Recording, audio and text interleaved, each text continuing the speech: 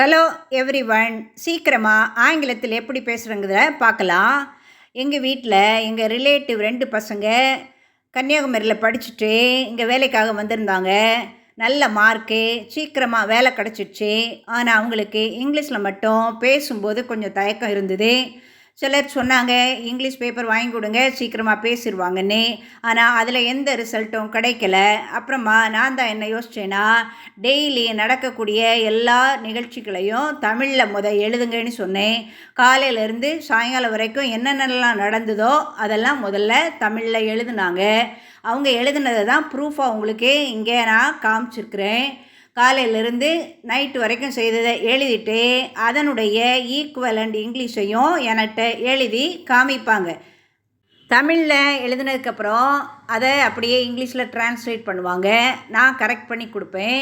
அப்படி அவங்க ப்ராக்டிஸ் பண்ணதில் சீக்கிரமாக ஆங்கிலத்தில் பேச கற்றுக்கொண்டாங்க. நல்ல ப்ரொமோஷன், இப்போ நல்லா கை நிறையா சம்பளம் வாங்கக்கூடிய அளவுக்கு வந்துட்டாங்க. இப்போ அவங்க எழுதினது உங்களுக்கு புரியாமல் இருக்கிறதுனால நான் உங்களுக்கு அவங்க எழுதின தமிழுக்கு ஈக்குவலண்டாக உள்ள ஆங்கிலத்தை டிரான்ஸ்லேட் பண்ணி காமிக்கிறேன். இதே மாதிரி நீங்களும் பயிற்சி செய்யுங்க, சீக்கிரமாக ஆங்கிலத்தில் பேசுங்க. ஃபஸ்ட்டு ஒரு பையன் எழுதின சென்டென்ஸு என்ன எழுதுனா, இன்று காலையில் எழும்பும் போதே சற்றே மழைச்சாரல் விழுந்து கொண்டிருந்தது. அவனும் எழுதியிருக்கிறான். அவன் எழுதினதை நான் கரெக்ட் பண்ணி கொடுத்ததில் எப்படி வருதுன்னா, இட் வாஸ் ட்ரிஸ்லிங். மழைச்சாரல் விழுந்துன்னா மழை பெய்கிறதுக்கு முன்னாடி ஒரு மாதிரி சாரல் அடிக்கும்ல, அதனால் அதை ட்ரிஸ்லிங்னு சொல்லணும். விழுந்து கொண்டிருந்தது, அப்போ என்ன போடணும்? பாஸ்ட் கண்டினியூஸ் போடணும். It was drizzling. எப்போ? இன்று காலையில். அவன் எழுதுனது என்ன எழுதியிருக்கான்? டுடே மார்னிங்னு எழுதியிருக்கான். ஆனால் அதுக்கு பெஸ்ட் என்ன எழுதலான்னா, திஸ் மார்னிங்.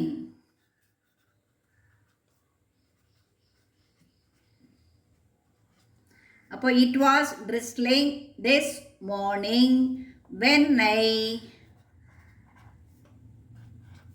woke up. எழும்பும் போதுன்னு எழுதுனதுனால என்ன எழுதியிருக்கேன்? வெண்ணை ஓக்கப். இதுதான் first sentence.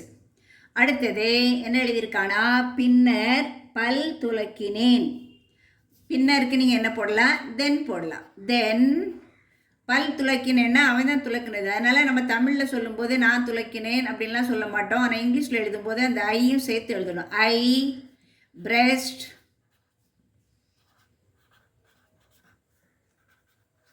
My teeth.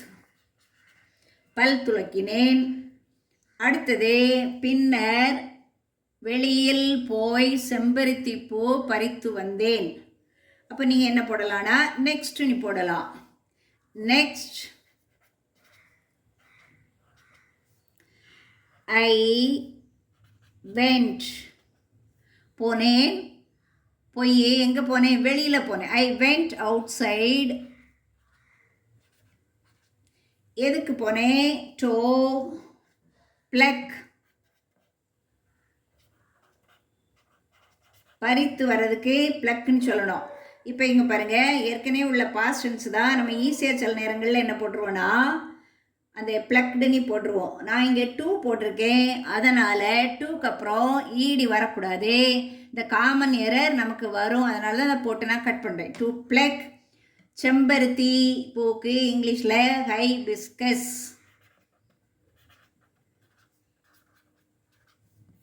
Hibiscus flower. Next I went outside to pluck hibiscus flower. அடுத்தது பின்னர் வருது. இந்த பின்னருக்கு நீங்கள் என்ன சொல்லலாம்? ஆஃப்டர் தட் போடலாம், இல்லை தென் போட்டால் கூட பரவாயில்ல. தென் காலை உணவு சாப்பிட்டேன். ஐ had my breakfast. இதில் then I ate my breakfastும் போடலாம். that is up to you. அடுத்தது மாலையில் நடைப்பயிற்சி சென்றோம். 2 பேர் நீ சொன்னல, அதனால தான் சென்றோம்னு எழுதியிருக்கிறான். அப்போ என்ன போடணும்? நடைப்பயிற்சினா வாக்கிங்.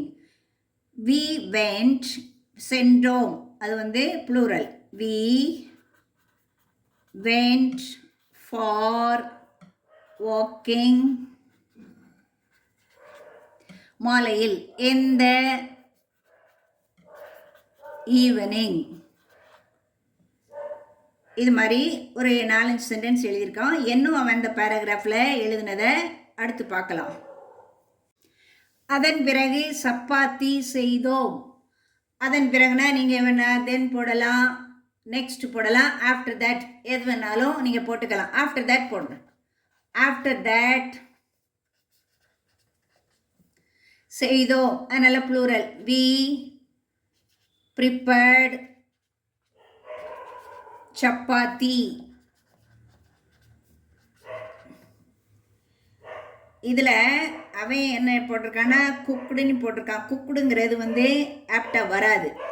நிறைய பொருட்களை மிக்ஸ் பண்ணி அந்த செய்கிறதுக்கு தான் குக் பண்ணோம். வி குக் பிரியாணின்னு போடலாம். ஆனால் சப்பாத்திக்கு ப்ரிப்பேர்டு அல்லது மேடு தான் ஆப்டான வேர்டு. அடுத்தது என்று 2 அடுப்பினையும் பயன்படுத்தி சப்பாத்தி செய்தோம்.